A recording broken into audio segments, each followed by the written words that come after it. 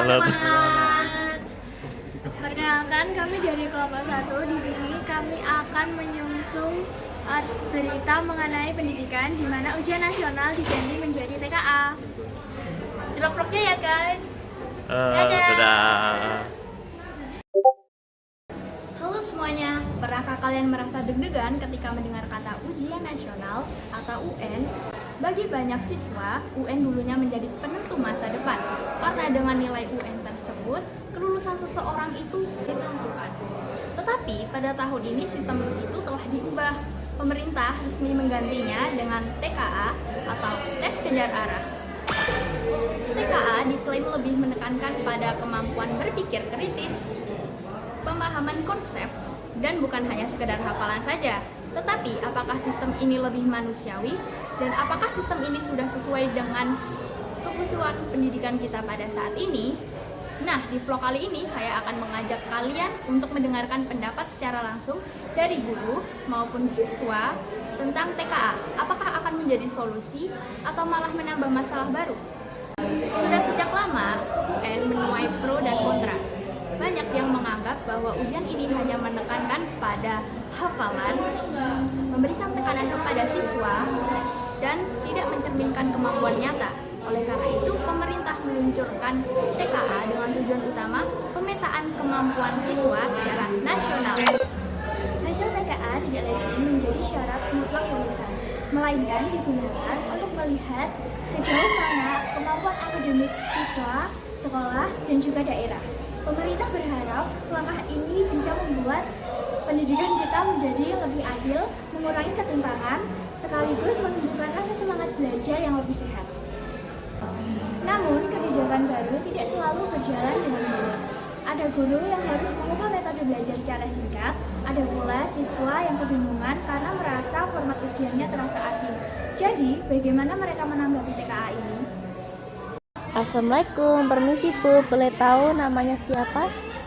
Waalaikumsalam, saya Koni, mengajar bahasa Jerman.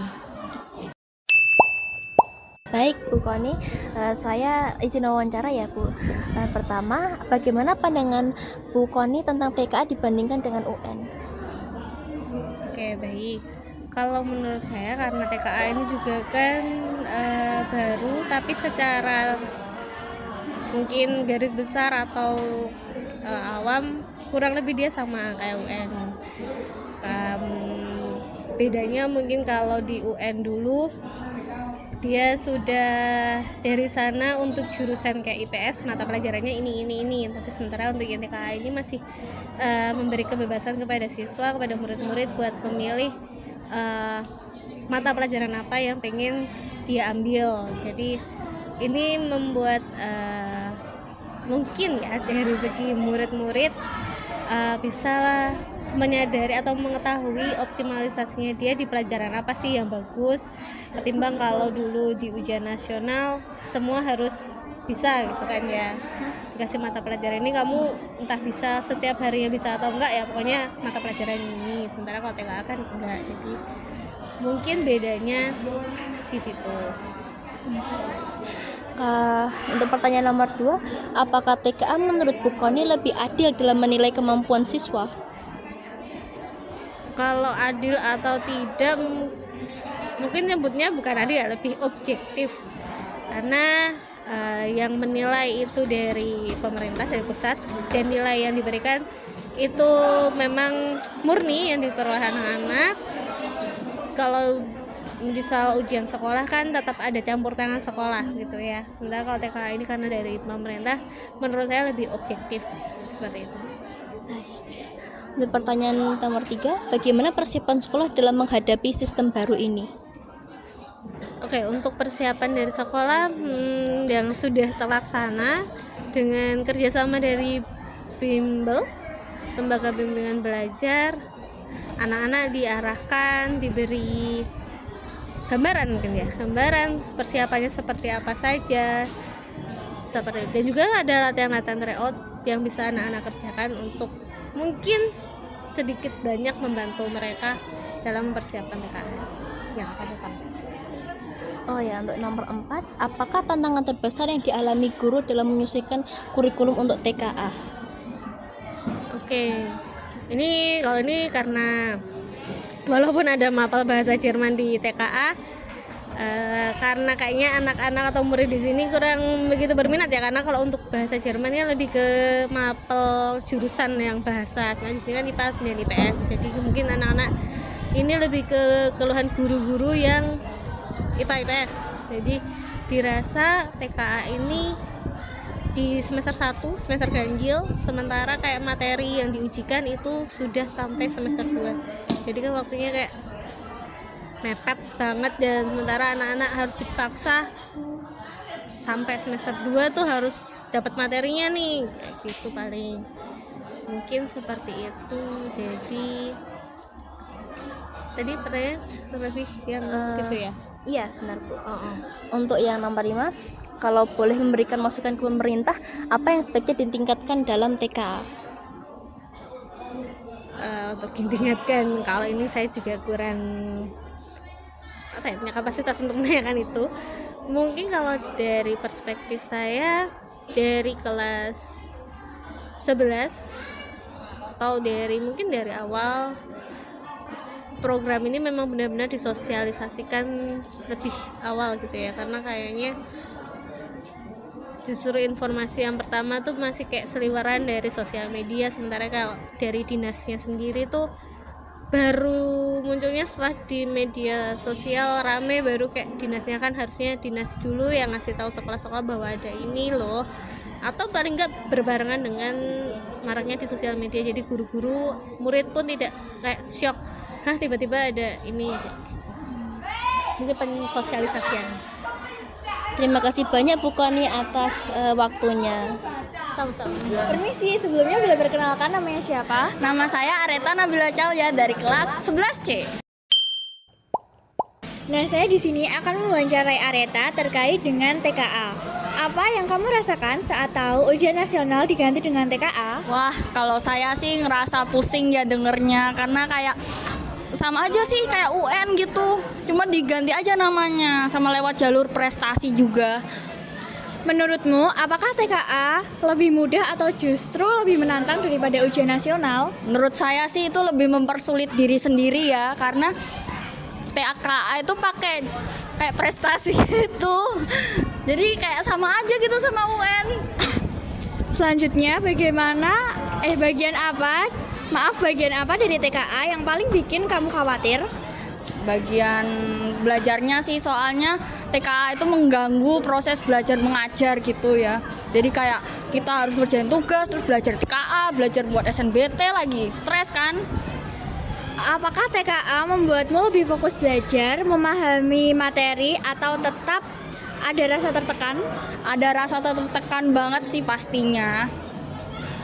Yang terakhir, kalau bisa menyampaikan pesan ke pemerintah, apa yang ingin kamu sampaikan soal TKA? Tolong ya pemerintah, jangan bikin sesuatu yang aneh-aneh lagi, jangan bikin TKA lah atau UN lah, pokoknya yang bener-bener aja gitu loh, jangan sampai bikin stres siswa-siswanya gitu. Baik, mungkin sekian dari Areta, terima kasih. Makasih ya. Ya. Permisi, namanya siapa? Oke, perkenalkan nama aku Zia, aku dari kelas 11B. Oke, izin menanyakan pertanyaan untuk wawancara ya. Iya. Yang pertama, apa sih yang kamu rasakan saat tahu UN itu akan digantikan dengan TKA? Sebenarnya ya nggak gimana-gimana aja sih, karena aku sendiri pun belum paham betul tentang TKA sama UN, jadi masih belum tahu apa itu TKA sama UN gitu. Oke, nomor 2, menurutmu apa TKA itu lebih mudah atau justru lebih menantang dari UN? Yang kayak yang aku omongin di awal tadi, karena aku belum tahu, jadi ya aku belum paham apa itu TKA sama UN. Belum pahamnya tuh kayak belum paham lebih dalam gitu, TKA itu apa, buat apa, terus UN tuh kayak gimana soal-soalnya, atau adakah materi-materinya gitu, jadi belum terlalu paham. Jadi belum tahu. Oke. Untuk nomor 3, bagian apa sih yang kamu paling bikin kamu khawatir tentang TKA? Aku dengar kalau TKA itu ada pengerjaannya pakai waktu, jadi dihitung gitu. Mungkin ketakutannya di situ ya, kalau misalnya soalnya belum selesai ternyata waktunya udah habis di situ, ya bikin ngeri ya jadi TKA. Oke. Apa ada nggak sih TKA itu membuatmu lebih fokus baca memahami materi atau tetap ada rasa tertekan? Tetap ada rasa tertekan sih, soalnya karena baru pertama kali ini ada TKA dan belum pernah ngerasain UN, jadi tertekannya ada banget. Baik. Kalau bisa menyampaikan pesan ke pemerintah, apa yang kamu ingin sampaikan dengan soal TKA? Soalnya jangan yang susah-susah, karena sekolah pun udah susah. Kasih. Oke, terima kasih atas waktunya Zia. Sama-sama Carla. Jadi, apakah TKA benar-benar menjadi solusi yang baik atau hanya pergantian nama dari masalah lama? Banyak pihak merasa optimis karena sistem ini tidak menjadikan ujian sebagai penentu kelulusan, melainkan sebagai pemetaan kemampuan. Namun, sebagian lainnya merasa khawatir sebab tanpa kesiapan dari sekolah maupun guru, TKA bisa menimbulkan masalah baru.